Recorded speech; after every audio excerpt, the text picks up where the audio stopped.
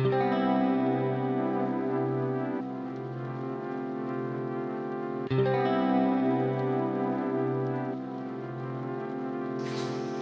सभी को मेरा नमस्कार, जय हिंद। चलिए हम चलते हैं अध्याय 3 में, जिसका नाम बंधुत्व, जाति और वर्ग यानी आरंभिक समाज। वही टाइम पीरियड 600 ईसा पूर्व से 600 ईस्वी तक का काल, जो कि हम अध्याय 2 में कर चुके हैं। यानी कि उसमें हमने पढ़ा कि राजनीतिक बदलाव आया, आर्थिक परिवर्तन हुआ और जब कृषि का विस्तार हुआ, वहाँ से सामाजिक विभेद बने। समाज में उच्च वर्ग और निम्न वर्ग जैसे समुदाय या भाग देखने को हमें मिलते हैं। अब बात आती है कि इस समय की जानकारी हमें साहित्यों से मिलती है, अभिलेखों से मिलती है, और इसमें समाज के आचरण, नियम और उनकी विशेषताओं के बारे में जानकारी मिलती है। और इसके साथ साथ अभिलेखों में किसी व्यक्ति विशेष के बारे में भी हमें जानकारी प्राप्त होती है। अब बात आती है यहाँ इन्हीं साहित्यों में से एक साहित्य महाभारत का नाम यहाँ आता है, जिसे कहा जाता है शत सहस्त्र संहिता, क्योंकि इसमें 1 लाख से भी अधिक श्लोक हैं, इसीलिए इसे संस्कृत भाषा में शत सहस्त्र संहिता के नाम से जाना जाता है। और इसके अंतर्गत उस समय के सामाजिक जीवन के बारे में जानकारी हमें देखने को मिलती है। इसकी विषय वस्तु क्या थी, किसने इसकी रचना की, इनके पर चर्चा कर लेते हैं। इस पर तो संस्कृत भाषा में इन पर यहाँ श्लोक मिलते हैं और 2 भागों में ये विभक्त है, जिसमें एक आता है आख्यान। आख्यान में कहानियाँ हैं जो समाज से रिलेटेड हैं, सामाजिक जीवन से रिलेटेड हैं, उनके बारे में जानकारी प्राप्त होती है। और दूसरा आता है उपदेशात्मक, जो कि सामाजिक नियम है, समाज के लिए उपदेश है कि इस तरह के आचरण, इस तरह के नियम हमें अपने जीवन में अपनाने चाहिए। इस तरह के नियमों का उल्लेख इसमें किया हुआ है। अब बात आती है लेखन काल की, कि महाभारत का जो लेखन कालक्रम है उसको कब लिखा गया, किस समय और किसने लिखा। तो यहाँ 200 ईसा पूर्व से लेकर 200 ईस्वी तक के टाइम पीरियड में इसको लिखा गया, लिखना इसको प्रारंभ किया गया, और 1000 सालों का टाइम इसको पूर्णतया लिखने को लग गया। अब इसकी रचना, प्रारंभिक रूप से इसकी रचना की भाटों ने। और भाट कौन थे? जो कि क्षत्रिय जब युद्ध में जाते थे और उनके रथ चलाने वाले भाट सारथी कहलाते थे, और इन्होंने उस समय का जो घटनाक्रम देखा, उसी घटनाक्रम को उन्होंने कविताओं के रूप में, श्लोकों के रूप में संग्रहित कर लिया, और इसी में एक महाभारत की रचना शामिल है। और अंतिम रूप, जिन्हें सूत भी कहा जाता था, और अंतिम रूप से इसको जो आज प्रचलन में है महाभारत, उसको लिखा महर्षि वेदव्यास ने।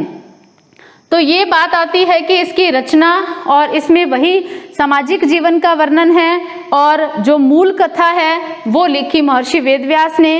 अब आती है समालोचनात्मक संस्करण, यानी इसको पूर्ण रूप से वर्तमान समय में किसने इसको गुण दोषों को लिखा, इसके बारे में पूर्णतया हमें बताया, वो एक नाम आता है, वो है V.S. सुक्थांकर, जिन्होंने एक प्रोजेक्ट चलाया, एक परियोजना शुरू की 1919 में शुरू किया इन्होंने।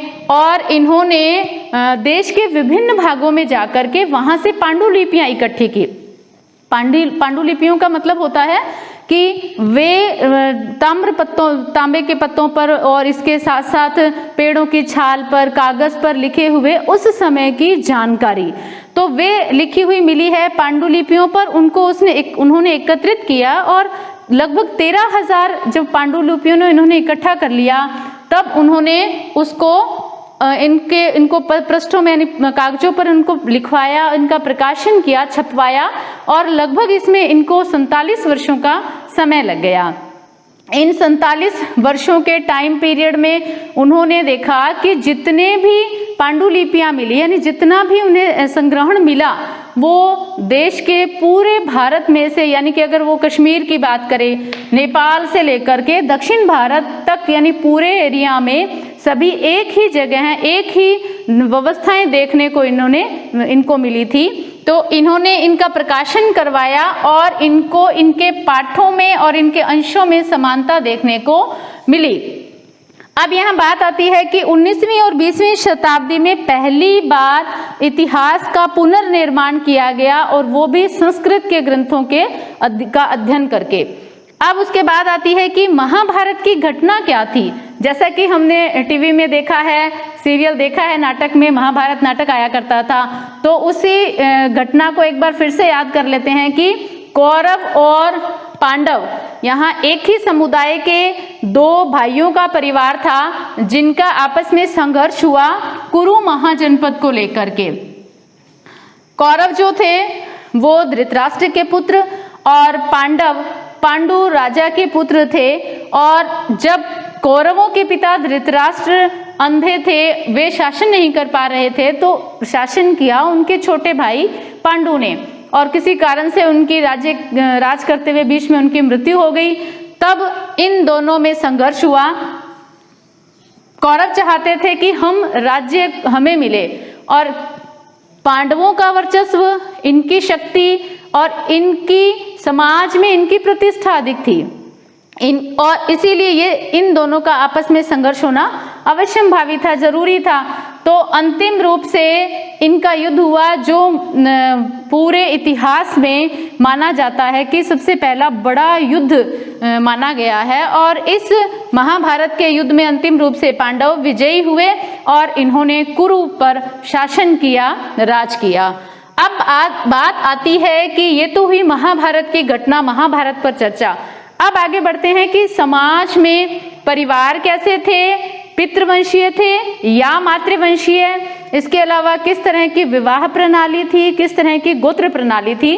तो चलते हैं सबसे पहले परिवार में, कि परिवार जो थे वो समुदाय में थे, जिसमें कुछ ऐसे थे जो रक्त संबंधी थे, जैसे सगे भाई बहन, इसके अलावा चचेरे भाई बहन, इस तरह का एक समुदाय साथ रहते थे, और सभी जो दैनिक कार्य थे वो एक जगह रहकर संपादित करते थे। जैसा कि बाद में उनमें विभेद भी देखने को मिला, जैसे कि हमने देखा कि कौरव और पांडव दोनों एक ही समुदाय, एक ही कुल के थे, लेकिन फिर उनमें संघर्ष हुआ। अब रक्त संबंधी थे। अब ये पितृवंशीय व्यवस्था क्या थी कि राजाओं में ये था कि पिता अगर राजा है तो पिता के बाद उसका पुत्र ही राजा बनेगा, ये व्यवस्था थी पितृवंशीय। और लेकिन कहीं कहीं ये भी देखने को मिलता है कि अगर किसी कारण से पुत्र नहीं है या अयोग्य है, तो उसकी जगह उसका भाई या भाई का पुत्र भी शासन करेगा। जैसे कि धृतराष्ट्र राज नहीं कर सकते थे, तो उनकी जगह है उनके भाई पांडु ने शासन किया। तो ये पितृवंशीय महाभारत काल में या 600 ईसा पूर्व से 600 ईस्वी तक के काल में पितृवंशीय व्यवस्था देखने को मिलती है। इसके साथ साथ कहीं कहीं महिलाओं ने भी शासन किया इस टाइम पीरियड में, ये भी देखने को उदाहरण मिलता है। जैसे कि हमने पढ़ा प्रभावती गुप्त के बारे में, जो चंद्रगुप्त विक्रमादित्य की पुत्री थी और वाकाटक राजवंश के यहाँ की महारानी थी, और उसने भी शासन किया, शासन सत्ता को संभाला था। अब बात आती है विवाह की। विवाह समाज में एक संस्कार, धार्मिक संस्कार, यानी कि हमने 16 संस्कार पढ़े हैं, 16 संस्कारों के बारे में सुना है, उनमें से एक महत्वपूर्ण संस्कार जो था वो था विवाह संस्कार। और विवाह संस्कार में ये माना गया कि पुत्र जो है वही क्या करता है, शासन, यानी कि पुत्र क्या होता है, कुल की नींव रखता है, यानी कि पिता के बाद पुत्र आ गया तो वही कुल को बढ़ाएगा। तो बेटियां जो थी, यानी स्त्रियां, लड़कियां जो थी, उनका पालन पोषण बहुत ही घर के अंदर रहकर किया जाता था, क्योंकि इनको तो क्या जाना है, अगले घर में चले जाना है, वही आज होता है। हालांकि समय में बहुत बदलाव आया है, हम कई हजारों साल पहले की बात कर रहे हैं। तो ये माना गया कि बेटियां जो है वो अगले घर जाएगी तो उनका लालन पालन बहुत ही संयमित तरीके से, नियमित तरीके से किया जाता था, और उनका विवाह जो है वो कम उम्र में अच्छे कुल को देख करके वहां कर दिया जाता था। अब उसके बाद यहाँ इसके साथ साथ इसको कहा गया, विवाह को कन्यादान कहा गया, और कन्यादान में लड़की के साथ साथ कुछ उपहार स्वरूप भेंटें भी दी जाती थी। आज भी होता है कि जिसे हम मान रहे हैं दहेज, जिसे दहेज कहते हैं, जो कन्यादान के साथ में उपहार थे, वो एक आज के समाज में कुरीति बन गई है, और वो उस समय एक दान के रूप में प्रचलित थी। अब विवाह कितने प्रकार के थे? 8 प्रकार के विवाहों का उल्लेख मिलता है मनुस्मृति में, जिसकी रचना 200 ईसा पूर्व से लेकर 200 ईस्वी के मध्य मानी गई है। और इसमें समाज के कई नियमों का उल्लेख है, जिनमें से एक विवाह भी आता है।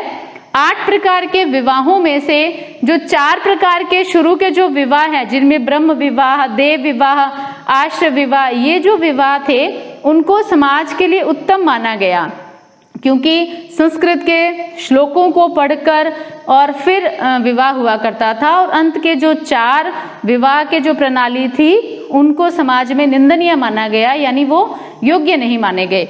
अब उसके बाद आती है कि गोत्र पद्धति किस तरह की थी स्त्रियों में। मेन तो ये था कि जब महिलाएं अपने विवाह के बाद जब अपने पति के घर जाती थी तो उसके पिता की गोत्र छूट करके उसकी गोत्र हो जाती थी पति की।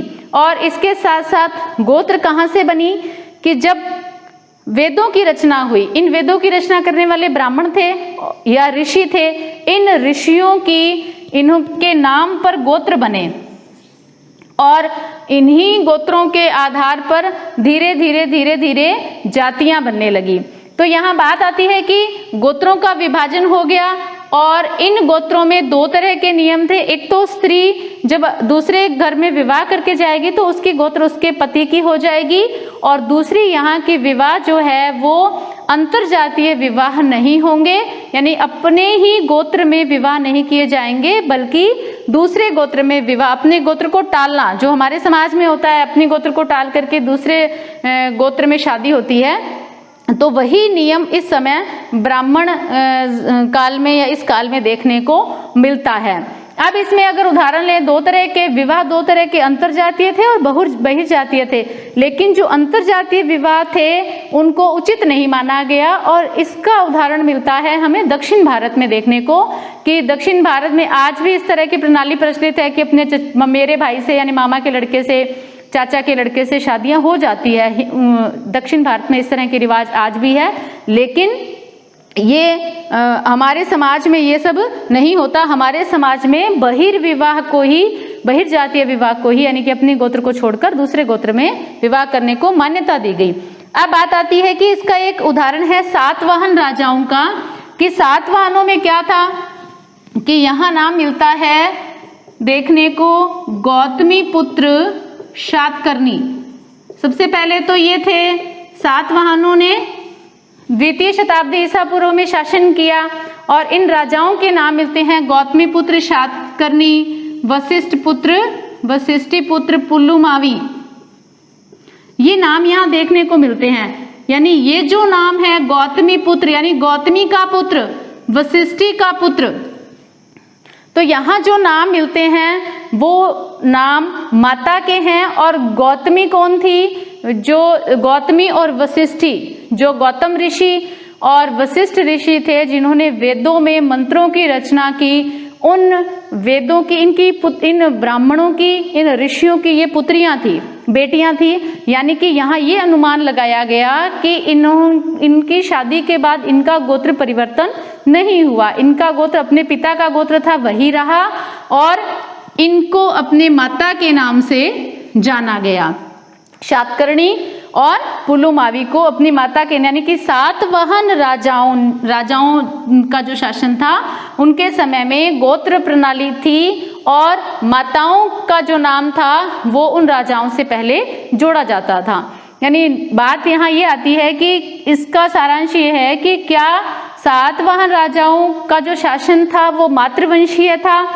तो यहाँ मातृवंशीय देखने को नहीं मिलता, पितृवंशीय ही है, पिता के बाद पुत्र ही राजा बनेगा। लेकिन माताओं का इनके शासनकाल में महत्वपूर्ण स्थान रहा होगा। इस तरह की जानकारी हमें अभिलेखों से और साहित्यों से देखने को मिलती है। तो आज हमने चर्चा की बंधुत्व के बारे में, यानी समाज के बारे में, जिसमें हमें जानकारी साहित्यों से मिलती है, और उन साहित्यों में हमने सबसे महत्वपूर्ण पढ़ा महाभारत साहित्य संहिता, और उसमें किस तरह के श्लोक थे, कब इसकी रचना हुई, और इसकी रचना के साथ साथ इसका घटनाक्रम और परिवार, समुदाय, इसके बारे में आज हमने चर्चा की। तो मिलते हैं हम अपने अगले वीडियो में, जिस पर हम चर्चा करेंगे जाति और वर्ग से रिलेटेड। तो बने रहिए हमारे साथ। जय हिंद, जय भारत।